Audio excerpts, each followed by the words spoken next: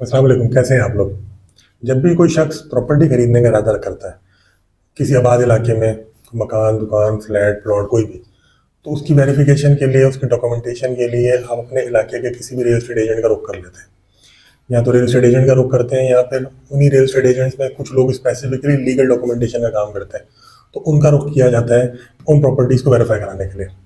लेकिन अगर कोई शख्स फार्म हाउस खरीदना चाहता है, कराची के वो इलाके जो अभी गैर आबाद है, उन इलाकों में, या कराची से बाहर जो सुपर हाईवे के इलाके हैं, नेशनल हाईवे पे दाबेजी और घरों के इलाके हैं, ऐसी जगह पर कोई लैंड खरीदना चाहता है ताकि वहाँ पर अपना फार्म हाउस बना सके, या फिर उसको वक्ती तौर पर जो है ना खरीद के रख सके, ताकि कल को जो है 8-10 साल के बाद जब आबादी वहाँ तक पहुँचे तो उसको अच्छी कीमतों में बेच सके, या फिर उस पर कोई प्रोजेक्ट बना सके। तो ऐसी सूरत में वहाँ की प्रॉपर्टीज़ जो है ना कैसे वेरीफाई की जाएंगी, उन प्लॉटों का लीगल स्टेटस कैसे वेरीफाई किया जाएगा, उनको ट्रांसफ़र अपने नाम पे कैसे लेना है, ये कैसे पता चलेगा। आज की वीडियो हमारी इसी टॉपिक के ऊपर है। कराची के जो गैर आबाद इलाके हैं उनमें लैंड की क्या क्या कैटेगरी है, कितनी इकसाम की लैंड वहाँ पाई जाती है, और उनमें से किसको खरीदना चाहिए, किसको नहीं खरीदना चाहिए, और ख़रीदने से पहले उसकी वेरिफिकेशन कैसे होगी, और ख़रीदने के बाद उसका ट्रांसफ़र कैसे लिया जाएगा। आइए तफसील से जानते हैं। दोस्तों, कराची में अगर कोई भी शख्स फार्म हाउस लेने का इरादा करता है तो वो या तो रुख करता है मेमन गोट का, या गडाफ का जो इलाका बकाई यूनिवर्सिटी के पीछे लगता है उसकी तरफ रुख किया जाता है, या फिर नॉर्दर्न बाईपास के इलाके को जो है एक्सप्लोर किया जाता है। इसके अलावा आप सुपर हाईवे के ऊपर भी लैंड ले सकते हैं, बैरिया टाउन या उससे आगे जाकर, और दूसरा नेशनल हाईवे के ऊपर मारवी टूल प्लाजा जहाँ बना हुआ है उससे पहले या उसके बाद दाबेजी या गडाफ में भी जो है ना लोग रुख करते हैं, वहाँ भी जो है लैंड परचेज करते हैं फार्म हाउसेस के मकसद के लिए। इन इलाकों की जो ज़मीनें हैं वो 4 कैटेगरीज में जो है फॉल करती हैं। पहला है फॉर्म 7 मौरूसी लैंड, जिसको हम सर्वे लैंड भी कहते हैं, मौरूसी लैंड भी कहते हैं। दूसरी ज़मीन होती है फॉर्म 2 की सर्वे लैंड। फॉर्म 2 मतलब कमर्शियल कन्वर्टेड सर्वे लैंड जो है। तीसरी ज़मीन कहलाती है गोट आबाद, और चौथी लैंड डीसी लैंड कहलाती है, जो कि 30 साल लीज पर दी गई थी। गवर्नमेंट ऑफ पाकिस्तान ने 30 साल लीज पर उसको दिया था। तो ये 4 तरह की कैटेगरीज जो है ना इन इलाकों में पाई जाती हैं लैंड की। जो 30 साल लीज वाली लैंड है, जिसको डीसी लीज भी कहते हैं, जो नॉर्मली बकाई यूनिवर्सिटी के पीछे के भी इलाकों में मिल जाती है, आपको नॉर्दर्न बाईपास के ऊपर भी मिल जाती है, दोस्तों उसको कतई मत खरीदिएगा, क्योंकि 2012 में सुप्रीम कोर्ट ऑफ पाकिस्तान ने उनकी लीज को एक्सटेंड करने पर पाबंदी लगा दी है। उनमें से जो बकाई यूनिवर्सिटी के पीछे के इलाके हैं उनकी लीज एक्सपायर हो चुकी है, पिछले कई सालों पहले एक्सपायर हो गई, और जो नॉर्दर्न बाईपास की तरफ कुछ इलाके लगते हैं उनकी लीज भी या तो ऑलमोस्ट किसी की एक्सपायर हो गई है या एक्सपायरी के बिल्कुल करीब है। उनकी ना ही लीज एक्सटेंड करेगी गवर्नमेंट, ना ही उनका कोई ट्रांसफ़र लिया जा सकता है। इसी तरह की लीज थी जो कि अलादीन पार्क, जो कि गुलशन ब्लॉक 10 में वाक़ था, उसको इशू की गई थी तब 2012 में, जब उसकी लीज एक्सपायर हो चुकी थी, और सुप्रीम कोर्ट ऑफ पाकिस्तान का ये लॉ आया कि अब कोई भी ऐसी लीज को एक्सटेंड नहीं किया जाएगा। उसके बाद आपके सामने ही अलादीन पार्क को ख़त्म कर दिया गया। इतना बड़ा जो रिक्रिएशनल प्रोजेक्ट वहाँ मौजूद था उसको ख़त्म कर दिया गया, क्योंकि उस लैंड की लीज एक्सटेंड करने से सुप्रीम कोर्ट ने पाबंदी लगा दी थी। बिल्कुल इसी तरीके से जिसके पास भी अपनी वो लैंड मौजूद है, गवर्नमेंट ऑफ पाकिस्तान ने उस कब्जे को उन लोगों से खाली तो नहीं कराया, उस लैंड को वापस तो नहीं लिया, लेकिन अब उनके कागजात की कोई हैसियत नहीं है। गवर्नमेंट ऑफ पाकिस्तान का जब दिल करेगा उस लैंड को वापस ले लेगी, उनकी लीज एक्सटेंड नहीं होगी। अगर आप वो खरीदेंगे तो सिर्फ एक सेल एग्रीमेंट आपके साथ किया जाएगा, और आपको ये पट्टी बना दी जाएगी कि जिस दिन भी इनकी लीज खुलेगी इनकी लीज को एक्सटेंड कर दिया जाएगा, जबकि ऐसा नहीं है। दूसरी ज़मीन है गोट आबाद ज़मीन। गोट आबाद ज़मीन दोस्तों क्या होती है? गोट पाकिस्तान बनने से पहले भी बहुत सारे आबाद थे। गोट कहते हैं गाँव को, पंजाबी में इसको पिंड कहते हैं, उर्दू में गाँव कहते हैं, सिंधी ज़ुबान में इसको गोट कहते हैं। पाकिस्तान बनने से पहले भी कराची और उसके आसपास के बहुत सारे इलाकों में कई गोट आबाद थे। कोई 100 साल पुराना गोट है, कोई 150 साल पुराना गोट है। जब पाकिस्तान बना तो उन ज़मीनों को जिन पे वो गोट आबाद थे उनको छोड़ के बाकी ज़मीनों को KDA के हवाले किया गया, जो लैंड डेवलपमेंट अथॉरिटीज़ है उनके हवाले कर दिया गया, और उन्होंने वहाँ पर अपने अपने प्रोजेक्ट्स जो है ना बनाना शुरू किए। वो गोट अपनी अपनी जगह मौजूद रहे। 1987 में पहली बार इन गोट को रेगुलराइज कर दिया गया। इनके लिए गवर्नमेंट बॉडी बना दी गई, जो कि DC डिप्टी कमिश्नर के अंडर आती है। मुख्तियारकार और डिप्टी कमिश्नर ही इनके डॉक्यूमेंट्स को देखता है, लेकिन इनको 1987 में पहली बार रेगुलराइज किया गया, ताकि एक तो गवर्नमेंट के पास इनका रिकॉर्ड आ सके, और उसके अलावा जो है ना वहाँ पर जो भी तरक्याती काम करने गवर्नमेंट वो कर सके। क्योंकि उससे पहले तक ये गोट अपनी मदद आपके तहत आबाद थे, कोई इनमें जो है ना बिजली का, पानी का, गैस का जिम्मेदार नहीं थी गवर्नमेंट, अपनी मदद आपके तहत ही अपनी ज़िंदगी गुजार रहे थे। 1987 में पहली बार इनको रेगुलराइज किया गया, इनकी एक गवर्नमेंट बॉडी बनाई गई, एक अथॉरिटी बनाई गई, और उसके बाद 2008 में दोबारा से जो है ना रेगुलराइजेशन की गई। अब ये गोट एक तो पुराने भी आबाद हैं, और दूसरे 1987 के बाद भी बहुत सारे गोट आबाद किए गए। इन गोटों का सिंपल सा लॉ ये है कि पहले से आबाद है वो तो है, लेकिन जो अब आबाद किए जा रहे हैं वो चीफ मिनिस्टर, जो सिंध का चीफ मिनिस्टर होता है, उसकी अथॉरिटी होती है कि वो जो भी गरीब लोग हैं जो अपना घर नहीं खरीद सकते, उनके लिए एक ज़मीन को मुख्तस कर दें कि जी ये ज़मीन जो है ना हम 10,000 गरीबों को दे रहे हैं, 15,000 गरीबों को दे रहे हैं, और वहाँ पर जो है ना उनको प्लॉट अलॉट कर दिए जाए। इसका रूल ये है कि 242 गज, 2 घंटे से बड़ी ज़मीन किसी के नाम नहीं की जा सकती। प्लस वो ज़मीन नॉन ट्रांसफरेबल होती है, मतलब वो गवर्नमेंट ने आपको गिफ्ट के तौर पे दी है, आप उसको बेच नहीं सकते। गोटों की ज़मीन खरीद फरोख्त नहीं की जा सकती गवर्नमेंट के लॉ के हिसाब से, लेकिन उनमें खरीदो फरोख्त जारी है, लोग खरीदते भी हैं, बेचते भी हैं। तो वो कैसे करते हैं? वो सिंपल ये करते हैं कि गवर्नमेंट ऑफ पाकिस्तान एक सनद इशू करती है जो भी ओनर होता है उसके नाम पे कि जी ये हमने जो है ना ज़मीन आपको दी है, ये टुकड़ा है, उसके साथ नक्शा भी लगा हुआ होता है, ये नॉन ट्रांसफरेबल है, उस पर लिखा हुआ होता है, और उसी सनद के ऊपर जो है ना एक पावर ऑफ अटॉर्नी बना देता है, मतलब मेरे नाम पे सनद इशू हुई भी है, मैं उसको ट्रांसफर नहीं कर सकता किसी को भी। लेकिन मैं अगर किसी को और को बेचना चाहता हूँ तो मैं सिंपल उसके नाम पे उस प्लॉट की पावर ऑफ अटॉर्नी बनवा दूंगा, और फिर वो अगर किसी और को बेचना चाहेगा तो वो सब पावर ऑफ अटॉर्नी बना देगा। ये इसका सिंपल सा प्रोसीजर है। यहाँ पर तो पावर ऑफ अटॉर्नी बना दी जाती है या फिर एक सेल एग्रीमेंट कर दिया जाता है। गवर्नमेंट के रिकॉर्ड में इनको ट्रांसफर आप नहीं करा सकते, ये कानून के खिलाफ है। तीसरी ज़मीन है दोस्तों मोरूसी लैंड, जो कि फॉर्म 7 की ज़मीन कहलाती है। वो सबसे ज़्यादा ऑथेंटिक ज़मीन है क्योंकि वो अंग्रेज़ों ने इशू की थी, पाकिस्तान बनने से पहले की भी लोगों की मिल्कियत है उसकी।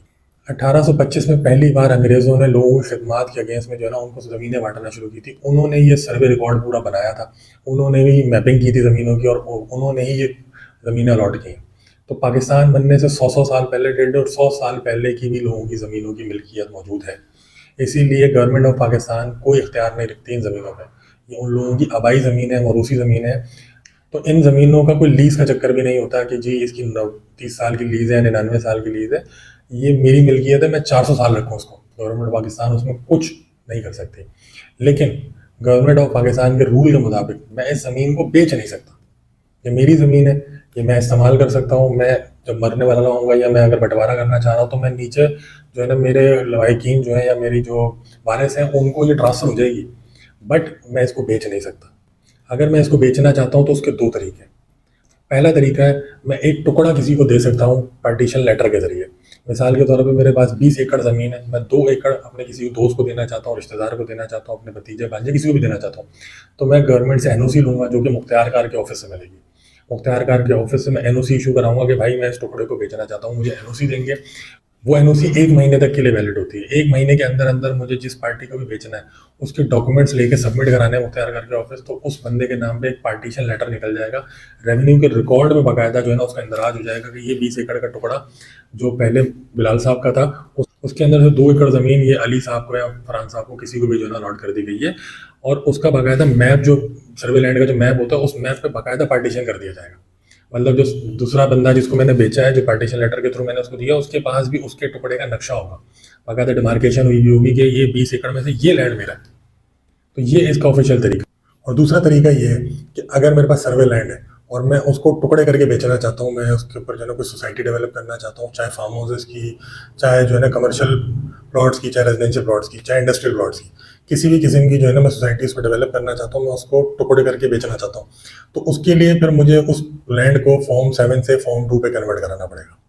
मुझे गवर्नमेंट ऑफ पाकिस्तान को फीस पे करनी पड़ेगी फॉर्म 7 से फॉर्म 2 पे कन्वर्ट करने की। जब मुझे फॉर्म 2 पे वो कन्वर्ट हो जाएगा मेरा लैंड, अब वो किसी भी मकसद के लिए इस्तेमाल किया जा सकता है। वो रेजिडेंशियल, कमर्शियल, इंडस्ट्रियल, तीनों पर्पसेस के लिए इस्तेमाल किया जा सकता है। लेकिन मुझे किस मकसद के लिए इस्तेमाल करना है, मुझे उसकी एनओसी लेनी पड़ेगी गवर्नमेंट से। गवर्नमेंट फैसला करेगी कि यहाँ पर कोई इंडस्ट्रियल प्लॉट्स काटे जा सकते हैं, क्या हम यहाँ पर यूटिलिटीज़ प्रोवाइड भी कर पाएंगे कि नहीं, एनवायरनमेंट को तो नुकसान नहीं होगा इंडस्ट्रियल प्लॉट्स काटने की वजह से, इंडस्ट्रियल जो है ना यूनिट्स लगाने की वजह से, यहाँ पे कमर्शियली यहाँ कोई काम हो सकता है या रेजिडेंशियल सोसाइटी के लिए जगह मौजूद है कि नहीं।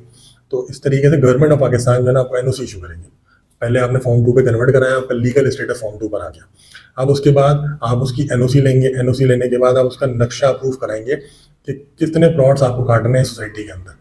उसके नक्शा, जो सरकारी नक्शा जो होता है, जो आपने किसी भी अगर सोसाइटी के नक्शे देखे होंगे तो उसी तरह का नक्शा जो है ना गवर्नमेंट ऑफ पाकिस्तान अप्रूव करके देगी आपको। जो भी मुतल्लिका लैंड अथॉरिटी है, वहाँ की एलडीए लगती है, एमडीए लगती है, वो आपको नक्शा अप्रूव करके देगी। उसके बाद तमाम यूटिलिटीज़ के इदारों से आप एनओसीज लेंगे। देन फिर एसबीसी आपको एनओसी इशू करेगा कि जी अब आप यहाँ पर ये प्लॉट्स बेच सकते हैं, इसकी सेल्स एंड मार्केटिंग कर सकते हैं। फॉर्म 2 पे आने के बाद उसके ऊपर तमाम वो प्रोसीजर्स अप्लाई होंगे जो एक नई सोसाइटी पर अप्लाई होते हैं। जैसे आप बिल्डर से 120 गज का प्लॉट खरीदने जाते हैं तो बिल्डर जिन जो है ना मराइल से गुजरा है, जितनी एनओसी उसने ली है, वो तमाम की तमाम एनओसी अभी फॉर्म 2 वाले लैंड के ऊपर लगेंगी। उसके बाद अब मैं आज़ाद हूँ, मैं लीगली उसको किसी को भी बेचूँ, उसकी मार्केटिंग करूँ, कुछ भी करूँ। और उसके बाद जो ट्रांसफर होगा वो ट्रांसफर प्रॉपर लीज गवर्नमेंट से ट्रांसफर होगी, जिसको रजिस्ट्री कहते हैं हम। मेरे लैंड की जो मेरा जो प्लॉट होगा, चाहे वो 100 गज है, चाहे वो 500 गज है, चाहे वो 2000 गज है, चाहे वो फार्म हाउस के मकसद के लिए, कमर्शियल है, जिसके लिए भी है, तो उस लैंड की लीज गवर्नमेंट ऑफ पाकिस्तान से मुझे अलॉट हो जाएगी। बिल्कुल वही प्रोसीजर लगेगा जो सोसाइटियों में लगता है। जबकि अगर मैंने फॉर्म 7 पे ही उसको बेचना है तो फिर पार्टीशन लेटर का जो तरीका मैंने आपको बताया।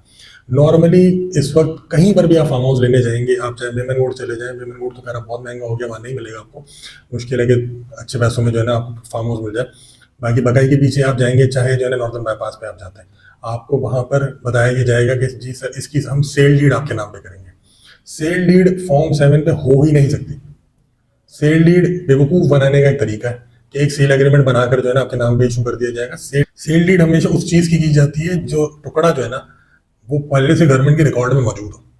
मिसाल के तौर पे एक 50 एकड़ का टुकड़ा था सर्वे लैंड का, उसका नक्शा मैंने गवर्नमेंट से पास करा लिया। अब उसके अंदर 5000 प्लॉट मैंने काट दिए, ये गवर्नमेंट को पता है। वो 5000 प्लॉट का नंबर है बाकायदा, नंबर 1, नंबर 2, नंबर 3, 4, 5, 6 जो भी है, वो 5000 प्लॉट के पूरे नंबर मौजूद है। वो नक्शा जिस पर मैं बेच रहा हूँ सोसाइटी ऑफिस में बैठ के, वो नक्शा गवर्नमेंट के पास भी मौजूद है। तो अगर मैं रजिस्ट्री के लिए भेजूंगा तो वो फॉर्म प्लॉट नंबर जो है ना 56 का अगर मैंने बेच दिया तो वो 56 नंबर प्लॉट अगर मैं गवर्नमेंट के पास भेजूंगा तो पहले उसकी लीज होगी। जब वो 56 नंबर प्लॉट एक आदमी के नाम पे लीज हो गया पहली बार में, उसके बाद अब उसकी सेल डीड बनेगी, क्योंकि लीज गवर्नमेंट ने इशू की भी, अब उसके ऊपर दोबारा लीज नहीं गवर्नमेंट इशू करेगी, उस पर सेल डीड होना शुरू हो जाएगी। लेकिन आप खुद सोचें कि एक सर्वे लैंड का टुकड़ा है 20 एकड़ का, 25 एकड़ का, उसमें 1 एकड़ का टुकड़ा आप खरीदने लगे, गवर्नमेंट के रिकॉर्ड में अभी भी वो 20 एकड़ का टुकड़ा ही है किसी साहब के नाम पर। जब तक उसका वो 1 एकड़ का टुकड़ा उसकी लीज गवर्नमेंट इशू नहीं करेगी तब तक उसकी सेल डीड हो ही नहीं सकती। ये सिर्फ बेवकूफ़ बनाने का तरीका है। इनमें से कई सोसाइटीज जो है ना जो बेची जा रही हैं फार्म हाउसेस की, वो उस ओनर के नाम पर भी नहीं है, उसने सिर्फ उस लैंड पे कब्जा कर रखा है। कई सोसाइटीज हैं जो दादे परदादों के नाम पर है, आज तक नीचे उसके टुकड़े ही नहीं हुए, मतलब बेचने वाले के नाम पे नहीं आई। कई पे विरासती इंतकाल के जो है कोर्ट केसेस चल रहे हैं, लेकिन लोगों को वो सेल डीड करके टुकड़ा पकड़ाए जा रहे हैं। कल को उसकी कोई कानूनी हैसियत नहीं है। जिसके नाम पर भी वो लैंड विरासती इंतकाल के थ्रू आएगी या जो भी उसका ओनर है, वो कल को आपको वहां से निकाल सकता है, किक आउट कर सकता है। तो सेल डीड पे फार्म हाउस कभी मत खरीदें। अब अगर मुझे वेरीफाई कराना है कि भाई ये जो बंदा जो बेच रहा है ये वाकई इसका ओनर है कि नहीं है, और वाकई ये लैंड जो है जो बताई जा रही है ये लैंड ऑथेंटिक भी है, तो उसका तरीका क्या है? उसका तरीकाकार ये है कि जितने भी ये लैंड जो है फॉर्म 2 की, फॉर्म 7 की जितनी भी ये लैंड हैं, ये सारी की सारी रेवेन्यू बोर्ड के अंडर आती हैं। ये किसी लैंड डेवलपमेंट अथॉरिटी के अंडर नहीं आती, ये सारी की सारी रेवेन्यू बोर्ड ऑफ पाकिस्तान के अंडर आती हैं। और रेवेन्यू बोर्ड के अंडर में जितनी भी डॉक्यूमेंटेशन होती है वो डीसी ऑफिस से होती है। अब जिस इलाके की भी लैंड लेने जा रहे हैं वो जिस डिस्ट्रिक्ट में आती है, उस डिस्ट्रिक्ट के डीसी ऑफिस में आप जाएंगे, उसी डीसी ऑफिस में आपको मुख्तियार कार का ऑफिस मिलेगा। मुख्तियार कार के ऑफिस में आप जाके उस लैंड को वेरीफाई करा सकते हैं। ऑब्वियसली 4-5 हज़ार रुपये लगेंगे, आपको किसी ना किसी को जो है ना वो पैसे देने पड़ेंगे तो ही वेरीफाई होगा, बट वेरीफाई हो जाएगा। आप बगैर वेरिफिकेशन कराए आप उस ज़मीन को ना लें। ये तो हो गई फॉर्म 7 की लैंड। अब चौथी और आखिरी लैंड है फॉर्म 2 की लैंड। फॉर्म 2 की लैंड का प्रोसीजर तो मैंने आपको बता दिया, बट फॉर्म 2 की लैंड दो तरह की है। एक वो फॉर्म 2 की लैंड है कि जब ये पाकिस्तान बनने के बाद ये जो टुकड़े थे कि ये मेरा टुकड़ा मौरूसी है, मेरा टुकड़ा मौरूसी, उन्हीं के बीच में बहुत सारी ज़मीनें खाली भी पड़ी थी। वो थी ना क्लास लैंड, वो गवर्नमेंट की प्रॉपर्टी थी। तो गवर्नमेंट ने जो दूर दराज के इलाके थे, जैसे ये गड़ाव वाला इलाका नॉर्दर्न बाईपास का, बकाई के पीछे वाला, या मेमन गोडे में भी बहुत सारे इलाके हैं, या जिना एवेन्यू के ऊपर भी ऐसे कई टुकड़े पहले मौजूद थे कि बड़ी बड़ी जो ज़मीनें थी उनको सर्वे लैंड के तौर पर जो है ना गवर्नमेंट ने दे दिया था बिल्डरों को, यहाँ पे जो इन्होंने भी खरीदी थी। तो उन ज़मीनों पे बड़े बड़े सर्वे लैंड जो है ना गवर्नमेंट ने दे दिए थे लोगों को। इन सर्वे लैंड्स में और फॉर्म 7 की जो मौरूसी सर्वे लैंड है, में उसमें बुनियादी फ़र्क ये होता है कि फॉर्म 7 का जो सर्वे लैंड है वो मौरूसी है, और वो हमेशा जो है ना आपको आड़ा टेढ़ा मिलेगा। वो कभी भी एक चकोर डब्बे की सूरत में नहीं मिलेगा, वो हमेशा आड़ा टेढ़ी जो है ना लकीरें होंगी, आप देखिएगा। जबकि ये गवर्नमेंट के इशू में जो सर्वे लैंड है ना, ये पूरे के पूरे बॉक्सेस में इनका प्रॉपर एक तरतीब का जो है नक्शा होगा। ये गवर्नमेंट ऑफ पाकिस्तान ने बाद में, पाकिस्तान बनने के बाद, ये भी सर्वे लैंड के तौर पर ही लोगों को दिए हैं, और ये 99 साल लीज पर होते हैं। मौरूसी लैंड जो है लाइफ टाइम होती है, ये 99 साल लीज पर होते हैं, बट ये महंगे टुकड़े होते हैं। ये फॉर्म 7 से ज़्यादा महंगे होते हैं क्योंकि ये ऑलरेडी फॉर्म 2 पे कन्वर्टेड है। ये ऑलरेडी रेजिडेंशियल, कमर्शियल और इंडस्ट्रियल पर्पज़ के लिए इस्तेमाल हो सकते हैं, जबकि फॉर्म 7 की ज़मीन सिर्फ ज़ाती मिल्कियत में आपकी रहाइश के लिए इस्तेमाल हो सकती है, ज़राअत के लिए इस्तेमाल हो सकती है या कैटल फार्मिंग के लिए इस्तेमाल हो सकती है। वो कमर्शियली इस्तेमाल नहीं हो सकती जब तक आप उसको फॉर्म 2 पे कन्वर्ट नहीं करेंगे। तो एक तो फॉर्म 2 का लैंड होता ही है जो गवर्नमेंट ऑफ पाकिस्तान ने सर्वे लैंड इशू की थी पाकिस्तान बनने के बाद, और दूसरा फॉर्म 2 का लैंड वही होता है जो फॉर्म 7 से फॉर्म 2 पे कन्वर्ट हुआ हुआ। इसका प्रोसीजर प्रॉपर मैं आपको बता चुका हूँ कि इसके लिए तमाम एनओसीज रिक्वायर्ड होती हैं, और उन एनओसीज के बाद आप इनको लीगली बेच सकते हैं। सबसे ज़्यादा लीगल प्रोसीजर यही है, लेकिन ये बहुत कॉस्टली है, ये बहुत महंगा पड़ता है। इस पर फार्म हाउस की लैंड आपको नहीं मिलेगी। फार्म हाउस की लैंड अगर आपको इसमें मिलेगी तो वो बहुत महंगी मिलेगी। उसके बने तो फार्म हाउस की लैंड आपको फॉर्म 7 वाली लैंड पे सस्ती मिलेगी, लेकिन उसके तरीके दो ही हैं। या तो उसका पार्टीशन लेटर इशू करवाएं, आप बोलें कि भाई मुझे जो सेल डीड के पैसे हैं उससे ऊपर पैसे ले लो, बट मुझे पार्टीशन लेटर लेना है, मुझे सेल डीड नहीं चाहिए। सेल डीड की कोई कानूनी हैसियत नहीं है उन लैंड्स पे। और दूसरा लैंड है फॉर्म 2 का लैंड। अगर फॉर्म 2 का लैंड है तो बहुत बेहतरीन है, वो तो बिल्कुल लीगली आपके नाम पे लीज होगा, लेकिन वो महंगा मिलेगा। इसी के साथ साथ मैं आपका तारुफ एक वेबसाइट से भी करा देता हूँ, sindzamin.gos.pk के नाम से जो है ना गवर्नमेंट ऑफ सिंध की वेबसाइट है, बोर्ड ऑफ रेवेन्यू की एक्चुअल में वेबसाइट है। उसके अंदर आप जाकर जो है ना इन खातों को देख सकते हैं, जितने भी बोर्ड सिंध में मौजूद हैं आप इनके नक्शे देख सकते हैं, आप उनके रजिस्टर देख सकते हैं। लेकिन वो रजिस्टर अपडेटेड नहीं मिलेंगे, पुराने रजिस्टर आपको मिलेंगे जो पहली बार रिकॉर्ड जो है ना बनाया गया था, या पहला रिकॉर्ड जो ज़मीनों का बनाया गया था वो रजिस्टर है 1980s के 1990s के। करंटली वो किसके नाम पर है वो आपको उसमें नहीं मिलेगा, वो आपको जो है ना मुख्तियार के ऑफिस से जाके वेरीफाई कराना पड़ेगा, क्योंकि जाहिर सी बात है लोगों का डाटा है, सिक्योरिटी का मसला है, इसके नाम पे कितनी ज़मीन है वो इंटरनेट के ऊपर तो डाल नहीं सकते। इसलिए वो वेबसाइट काफ़ी इफेक्टिव है भी और नहीं भी। मतलब आपको वहाँ से जो है ना सर्वे नंबर्स मिल जाएंगे, सर्वे मैप्स मिल जाएंगे, कौन कौन से देह जो है ना कहाँ लगते हैं, उनका जो है ना डिस्ट्रिक्ट कौन कौन सा है वो भी मिल जाएगा। माइक्रोफिल्म्स के नाम से ये सामने आपके जो है ना लोगो आ रहा है। इसके अंदर अगर आप जाते हैं तो आप जिस डिस्ट्रिक्ट में भी जो है ना ज़मीन खरीदने जा रहे हैं आप उसको सिलेक्ट करेंगे, उसका पूरा रजिस्टर, प्रॉपर्टी रजिस्टर आपके पास आ जाएगा। तो आप बाकायदा इसको सर्च करना पड़ेगा, आपको पूरा इसको डाउनलोड करके जो है ना आपको गो थ्रू करना पड़ेगा तमाम पेजेस को। आपको अपना जो सर्वे नंबर है जो आप जिसमें भी लैंड खरीदने जा रहे हैं वो सर्वे नंबर आप इसमें सर्च कर सकते हैं, आप देख सकते हैं कि उसका रिकॉर्ड है कि नहीं है। बट करंट रिकॉर्ड किसके नाम पर है, किसके नाम पर उसकी मिल्कियत है, वो आपको मुख्तियार के ऑफिस से ही देखना पड़ेगा। तो इस वेबसाइट को भी आप एक्सप्लोर कर सकते हैं, ये काफ़ी काम की वेबसाइट है, लेकिन आपको ये नहीं बताएगी कि ये प्रॉपर्टी करंटली किसके नाम पर है। आपके वीडियो देखने का बहुत बहुत शुक्रिया। इस हवाले से किसी को कोई भी सवाल हो तो आप जो है ना कमेंट सेक्शन में पूछ सकते हैं। जज़ाकल्लाह।